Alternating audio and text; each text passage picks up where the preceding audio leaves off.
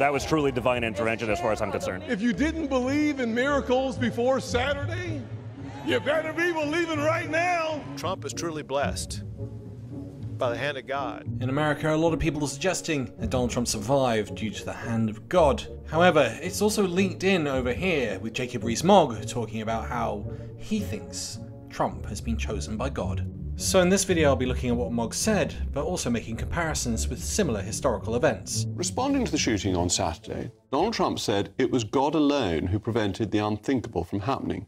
Those close to the former president have all been quick to attribute Trump's close escape to divine intervention. House Speaker Mike Johnson said plainly that God protected President Trump, while Representative Corey Mills said divine intervention and the protective hand of God kept Trump alive. Such discussion draws attention not only to the role of spirituality in political discourse, but also to the wider religious debates about the involvement of God in our everyday lives. Indeed, the age-old debate of whether God is immanent, that he is present within the physical world and individual beings themselves, or transcendent, that he is instead beyond or above the physical world, separate from human existence. And this is, I think, a key part of the debate. And I'm joined now by the Anglican vicar, the Reverend Dan Beasley, to discuss these matters. So, does God work in mysterious ways? Yes, he will work in raising people from the dead, but also in conversations. And it's quite interesting in a political context, because in the UK, politicians would not say this, whereas in America, they're much more open about their faith and the immanence of God in their lives.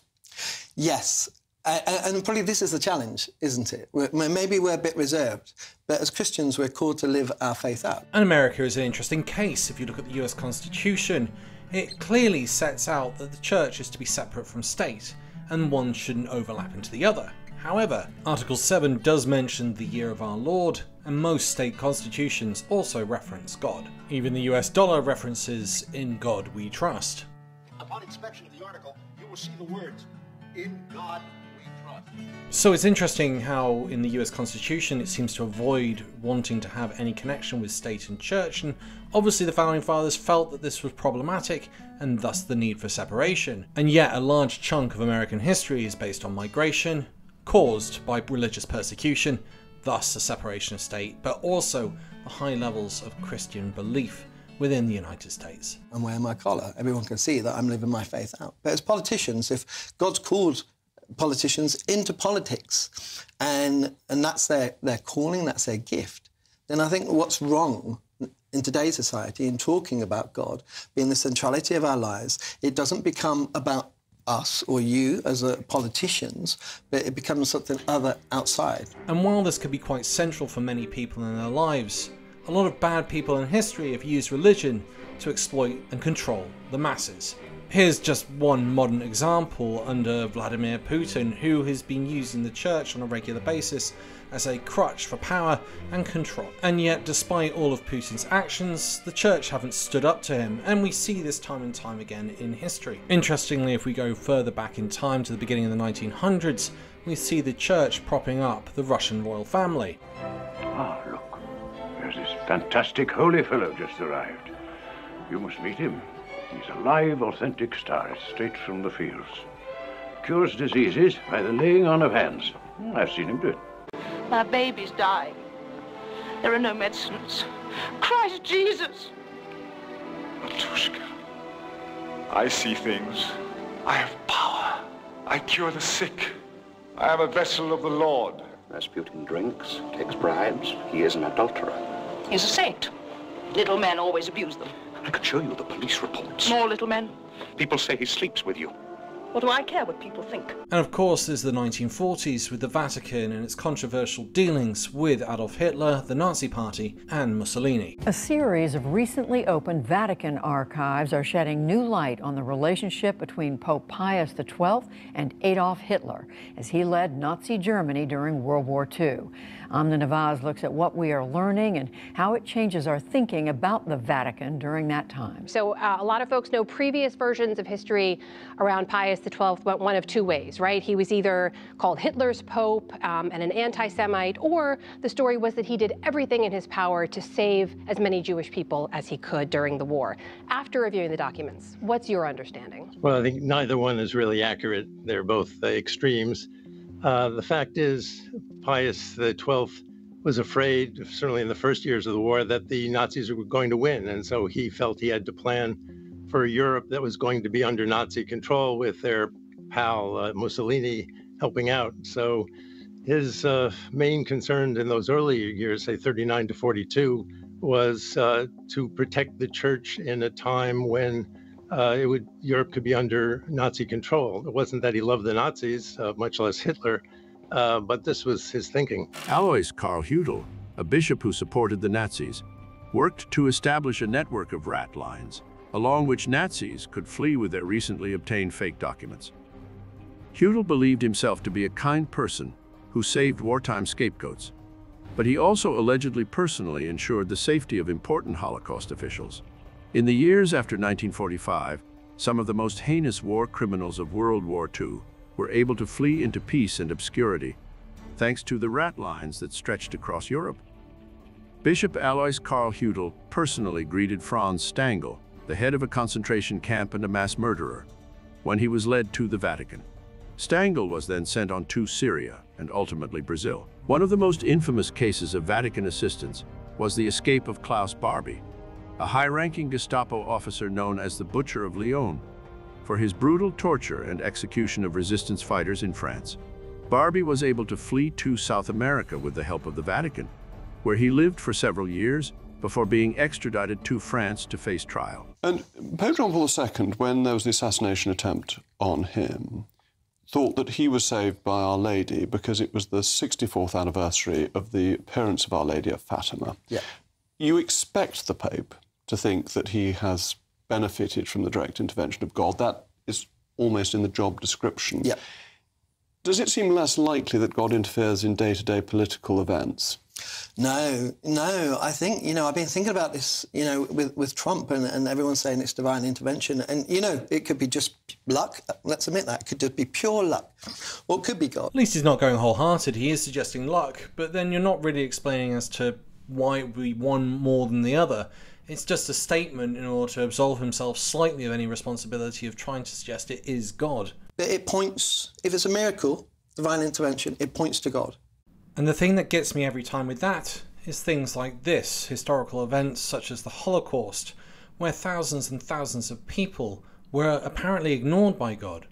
And you then end up going with the question, did they just not pray enough, or was God not interested? What is the reason for something like this existing? And this is where I have a problem with it being brought into politics. It's one thing for it to be your own personal opinion, but when you're basically suggesting that the main reason for these guys all being executed is that they didn't pray enough or they didn't pray to the right God, it causes a bit of anger in me. It points to something bigger than Trump. So if Trump's sitting there now going, this is divine intervention, he now has to deal with that. He now has to deal that there is a God. And how much more beneficial would that be for him? So I read today that he's torn up his speech at the convention, the Republican convention, which he said is going to be divisive. And he said, no, we need unity. So already, perhaps, what's happened is putting something outside of him. Perhaps, maybe. Or maybe it's the fact that because he got shot, he realised that his words were creating a death trap for himself, in which people were so angry with what he'd been saying and so scared of him getting power that they were willing to put their own lives on the line to take him out. But the other disturbing thing from this is again historical examples. In total, Hitler had 43 attempts to try and kill him. It never dissuaded Hitler. Lieutenant Schlabrendorf handed the suitcase over to a staff officer in Hitler's entourage right after activating the detonation mechanism. The detonator was designed to detonate about half an hour after takeoff when Hitler's plane would be close to Minsk, so the explosion hopefully would be attributed to Soviet air fire. Except the plane landed, and the reason that they believed the detonation didn't go off was because the compartment that the detonator was in was too cold, and therefore stopping the detonation, and therefore stopping Hitler's death. This is at the beginnings of Operation Barbarossa, so what would Jacob Rees-Mogg and his patriots say? Would they turn around and claim that this was God's work, and that God needed Hitler to continue his work? What would be the reason for that? Because if that was a force de jour example, you'd think that would be quite a good one. And there are others, and they're all quite shocking because Hitler seems to be one of the luckiest men on the planet. There's the 1939 Elsa plot, where a carpenter by the name of Elsa plants a bomb in a pillar just behind Hitler when he's meant to make a speech in Munich in 1939. The bomb doesn't go off at the right time because Hitler leaves half an hour early. Is this also the force of God? And finally there's Operation Valkyrie. I serve my country, but I have betrayed my conscience. We need to kill Hitler. There has to be a chance of success. That's why you're here. Any problem on Earth can be solved with the careful application of explosives.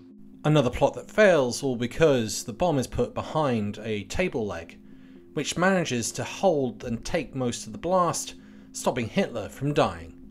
What would Jacob make of that? And that therefore he will be gentler and perhaps more statesmanlike because he feels that he, because of this event, has to be a focus of unity of Christian charity. So Jacob's premise is the idea that because there's been an assassination attempt, he will want to be a nice guy afterwards. And to be fair to him, he has apparently, according to some sources, torn up his convention speech to make it less divisive and more about unity, and he is claiming that he wants to bring America together.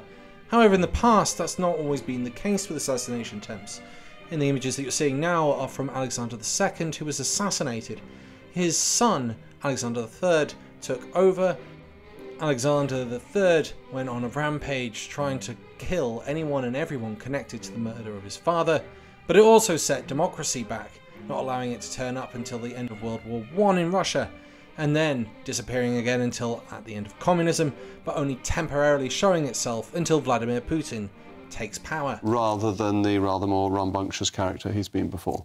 Yes, and don't forget, if in that moment, we don't know, but we'll see by the fruit of his works, if God has saved him there and he becomes a Christian, God well, he is a Christian. Well, is he a Christian just because he says so?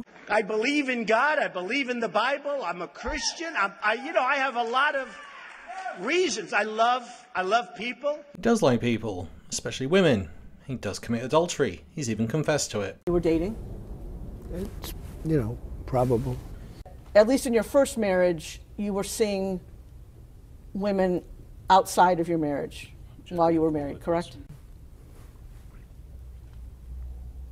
I don't know. Well, you were very public about the fact that you were seeing Ms. Maples when you were still married to Ivana Trump, no?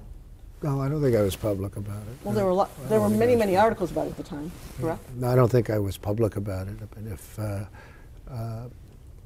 no, I don't think I was public about it at all. Yeah, isn't it true that you were seeing Ms. Maples before you were divorced from Ivana Trump? I don't know. It was toward the end of the marriage, so I don't know really. There could be a lap over, but I don't really know. I believe that's a sin, and the sinning doesn't end there. He's made himself into an idol and has a cult following. Well, my people are so smart, and you know what else they say about my people? The polls. They say I have the most loyal people. Did you ever see that? Where I could stand in the middle of Fifth Avenue and shoot somebody and I wouldn't lose any voters, okay? It's like incredible. He likes to steal, lie, and defraud the public. Did you use that $916 million loss to avoid paying personal federal income taxes? Of course I do. Of course I do. And so do all of her donors, or most of her donors. I know many of her donors.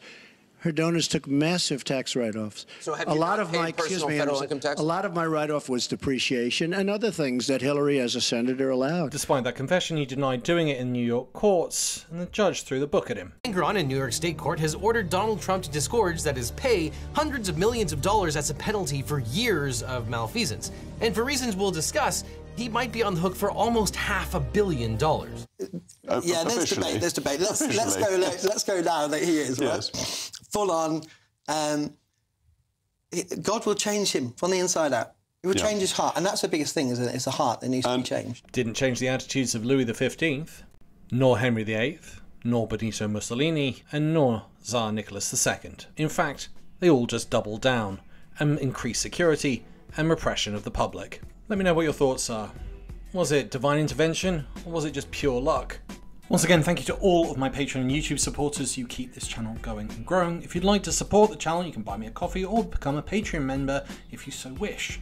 Otherwise, you can do it for free by clicking the like and subscribe button. Once again, thank you for listening. Bye for now.